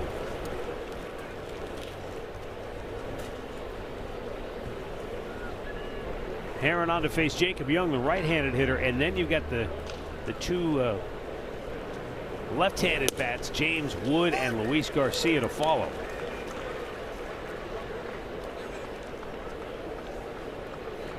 Hunter Gaddis up just in case. Yeah, right. In the air to left. Angel moving over toward the line. He glides in and makes the catch, 1 down. And a word now from Keel.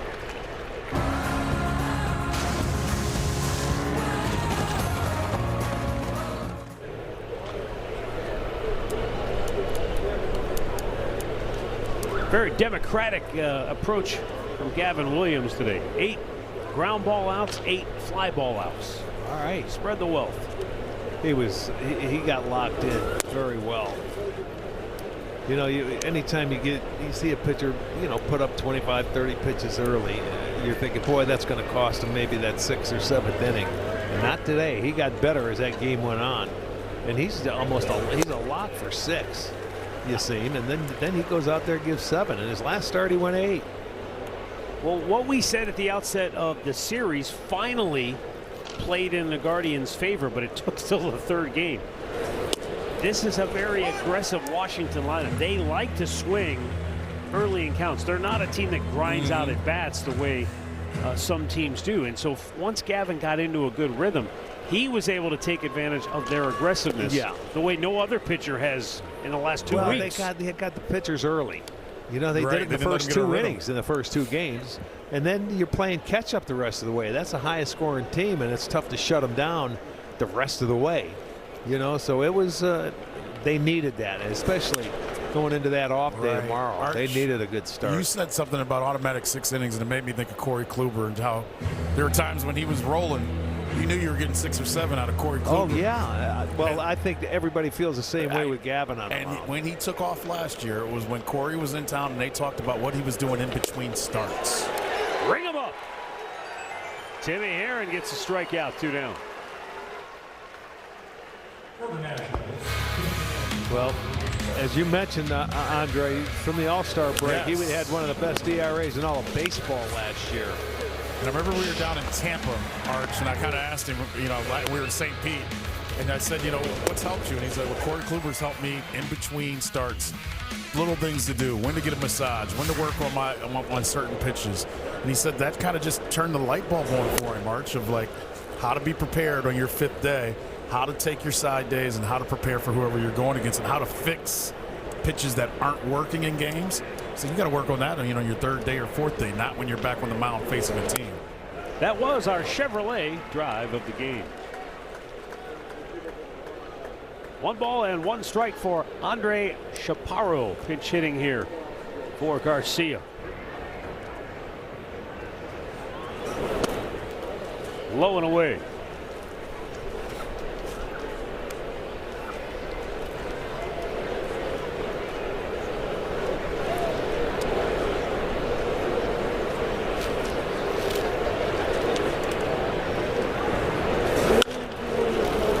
High in the air, foul ground, and into the seats.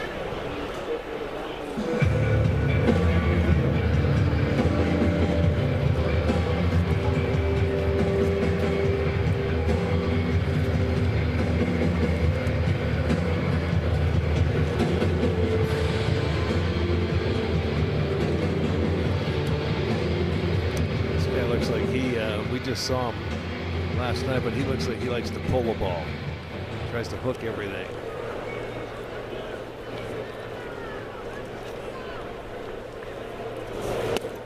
Trying to hold up, he went around, and Tim Herron strikes out a pair in a 1-2-3 8th inning.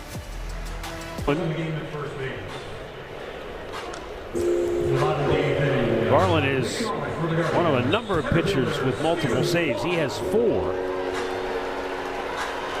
I don't think we've seen him in the series yet, though. No, we have not.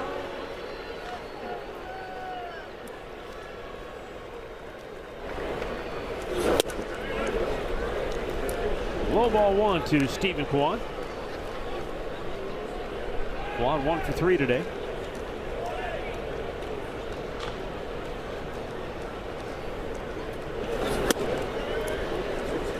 In his last 11 games, well, let's make it 12 now. Last 12 games, 8 hits, 11 walks, 7 runs scored.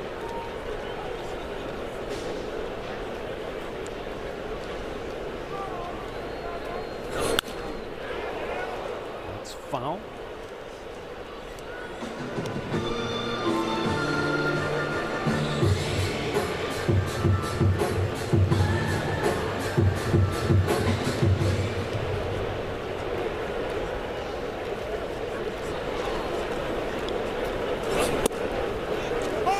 Strike called.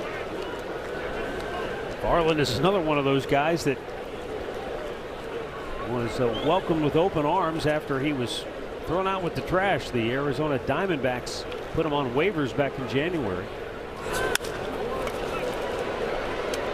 Center field. 1 down. Now the Guardians have only put 3 runs on the board, and they all came in the 5th inning. After Austin Hedges singled with 1 out, Travis Bazzana doubled, Jose Ramirez a sac fly got him on the board, and then 3 straight hits followed, plating 2 more runs.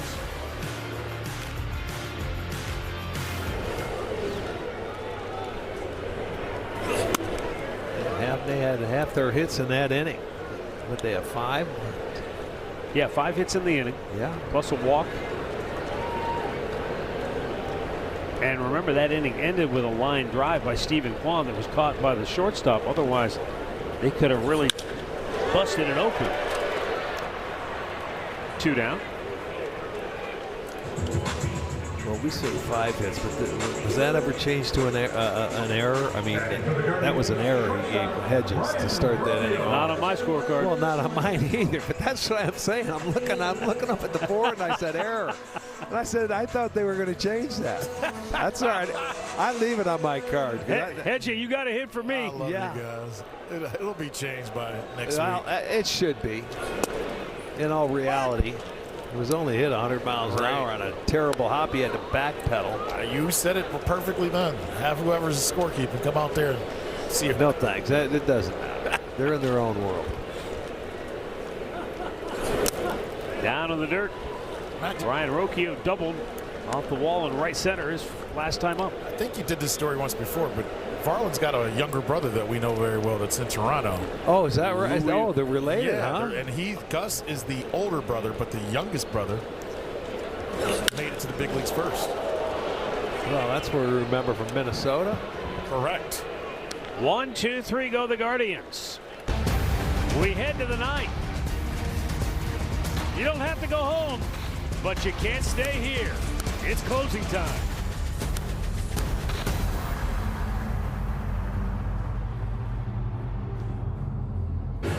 Guardians closer Cade Smith trying to notch his 19th of the year. They'll have Curtis Mead, C.J. Abrams, and Dalen Lyle up for Washington. And Curtis Mead 0 for 3 on the day, has struck out twice, looks at a strike.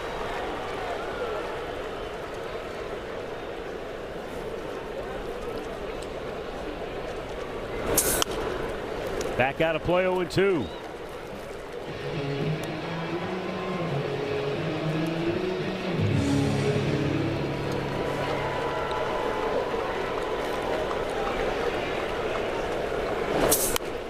Check swing foul.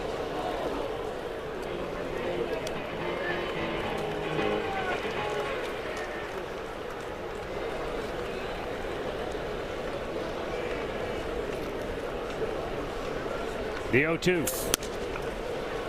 And close, but just outside. No challenges for Cleveland, remember. So if there are grievances, not much they can do about it. No. Oh, almost got him, and now it's 2-2. That splitter got away from him, that's all.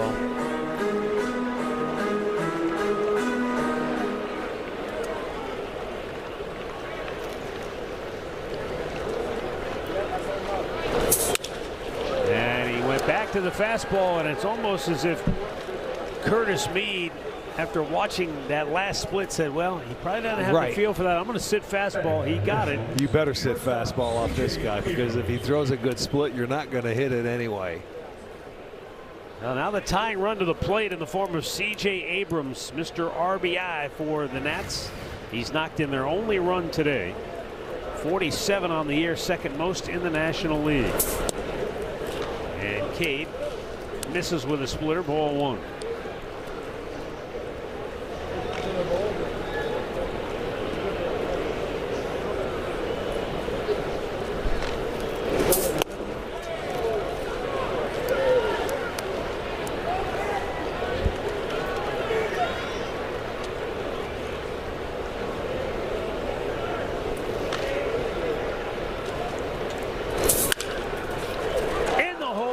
Hit right field. Mead all the way to third. Nats at the corners. Go ahead run coming to the plate. Nobody out.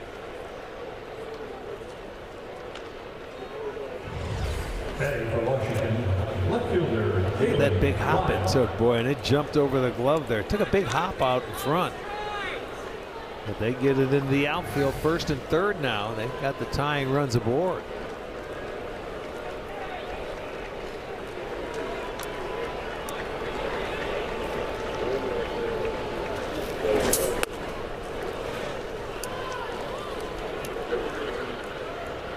Dalen Lyle 0 for 3.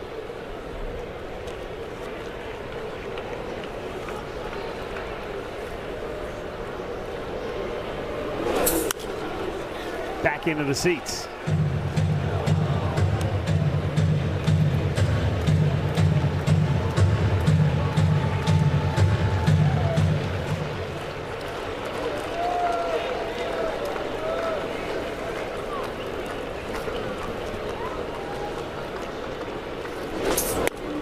Checked, it was down and in.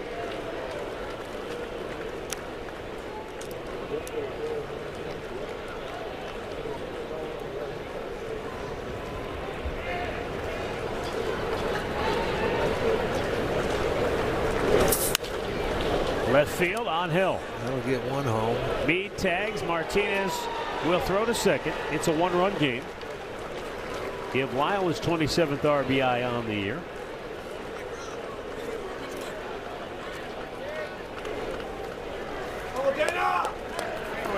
One on, one out, and Jose Tena coming to the plate. Tena is 0 for 3. All 3 times he has pulled the ball to Kyle Manzardo, the Guardians' first baseman, who is now holding the runner. Abrams. No, there's no. Abrams has stolen 7. He's been caught 4 times though. But I was just thinking of him running with the. And he gets himself in scoring position. That's a chance you take off, closers. And, some of those guys they don't have that slide step to hold base runners close. And you'll see a lot of running on them. And he took off on the first pitch.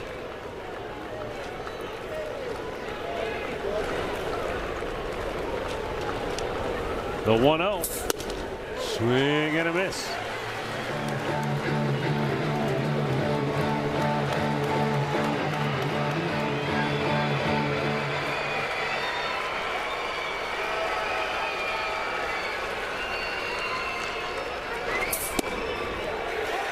In there, strike 2.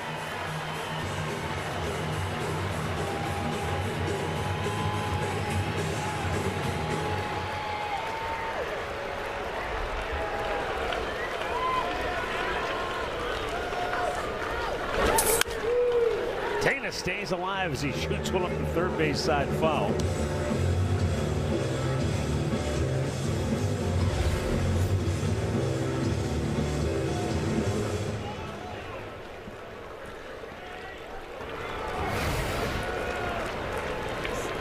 Now the 1-2 is swung out and missed. He got him to chase. And now the home plate umpire, he said you're out.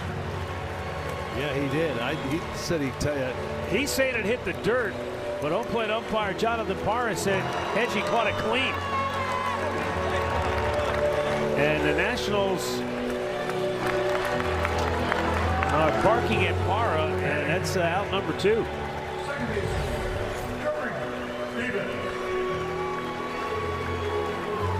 Oh, he caught that clean.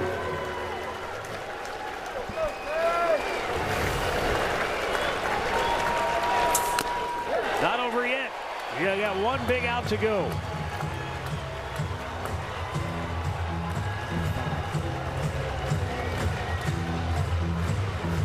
Yorby Bibas 0 for 2 with a walk.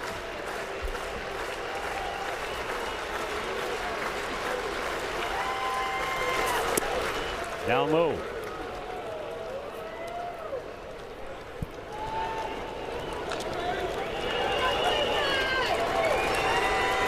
Both of these teams looking forward to an off day tomorrow. Guardians clinging to a 1-run lead. Nats have the tying run at second base with 2 down in the 9th.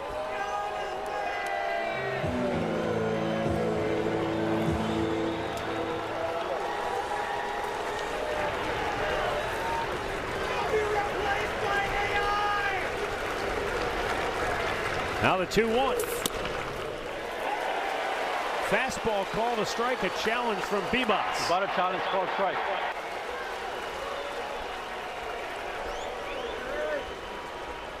It is a strike. First for friendly pitch is strike. Washington has 1 time